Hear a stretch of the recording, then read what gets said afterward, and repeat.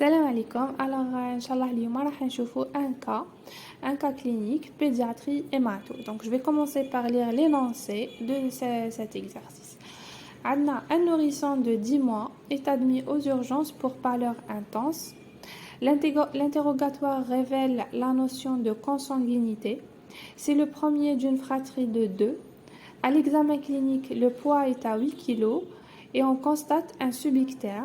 On palpe une hépatosplénomégalie. L'hémogramme montre les globules rouges sont à 1 130 000, l'hématocrite à 18%, VGM à 56 femtolitres, l'hémoglobine à 6, réticulocytes à 195 000 et les plaquettes à 270 000. Voilà. Donc, à partir de cet énoncé, on retire la notion de consanguinité, l'âge du patient qui est à 10 mois, et aussi on a le subictère, l'hépatosplénomégalie, et à l'hémogramme, on a une anémie microcytaire régénérative, parce que l'hémoglobine est à 6, le VGM est à 56, donc inférieur à 70-80%, donc on est dans la microcytaire, et le taux de rétique qui est supérieur à 120 000, donc on a cette anémie est régénérative. Voilà. Son anémie est, on a déjà répondu à cette question, donc elle est microcytaire et régénérative. Pourquoi ? Parce que le VGM est à 57, donc inférieur à 80 femtolitres, donc elle est microcytaire. Et le taux de rétique est à 195 000, qui est nettement supérieur à 120 000, donc elle est régénérative. Donc son anémie est microcytaire régénérative. Question suivante. Ce tableau clinique et biologique évoque une thalassémie majeure type maladie de Colli. Et là, on va faire un petit rappel sur la bêta-thalassémie. Donc, la bêta-thalassémie est une hémopathie qui est faite d'une anémie régénérative, parce qu'il n'y a pas un problème dans la moelle ou bien les constituants ou bien les matériaux nécessaires à l'hématopoïèse, donc elle est régénérative. On aura une hépatomégalie et une splénomégalie avec un taux de bilirubine indirect qui est augmenté parce qu'il y a une hémolyse, alors on aura comme conséquence un subictère. Et quand on a une anémie chronique, on aura des déformations osseuses. Et qui dit aussi hémolyse, dit que le contenu des hématies va être déversé dans le sang, donc on aura une surcharge en fer. Donc voilà la clinique d'une bêta-thalassémie.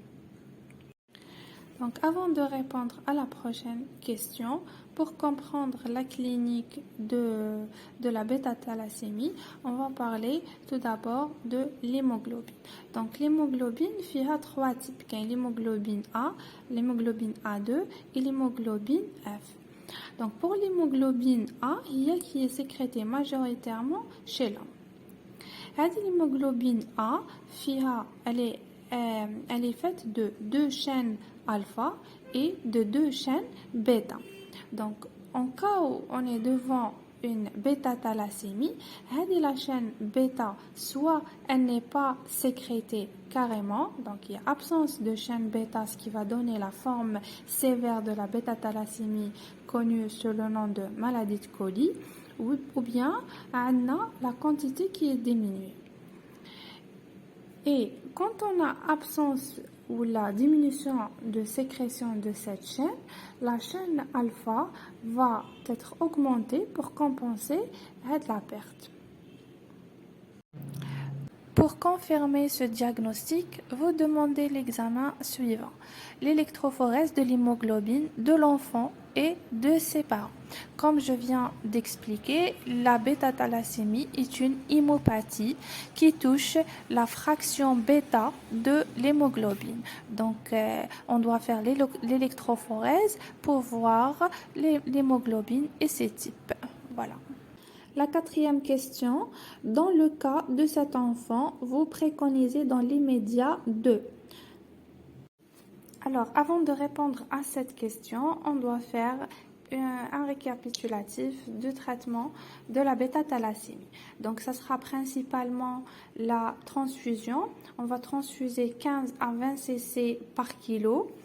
Et le sang doit être le culot globulaire isogroupe, isorésus, phénotypé, et cela sera tous les 21 à 28 jours. Et on doit faire une surveillance de l'hémoglobine pré- et post-transfusionnelle, le volume, la date de transfusion, la référence des sachets de culot globulaire et aussi le test de compatibilité. Donc la réponse est A. Quand on calcule 15 à 20 cc par kilo, l'enfant pèse 8 kg, on tombe à 140, donc c'est approximatif. On doit transfuser avec 144 cc de concentré globulaire, isogroupe, isorésus, phénotypé et test de compatibilité. Je poursuis avec le traitement. Au début, je voulais parler juste de la transfusion, mais le traitement a pour objectif de maintenir l'hémoglobine supérieure à 10 grammes par décilitre, lutter contre la surcharge en fer et lutter contre l'hypersplénisme. Quelle conduite allez-vous préconiser pour une prise en charge à long terme? On va faire un traitement chelateur et un programme transfusionnel comme je viens d'expliquer. Voilà donc pour la dernière question, c'est la E.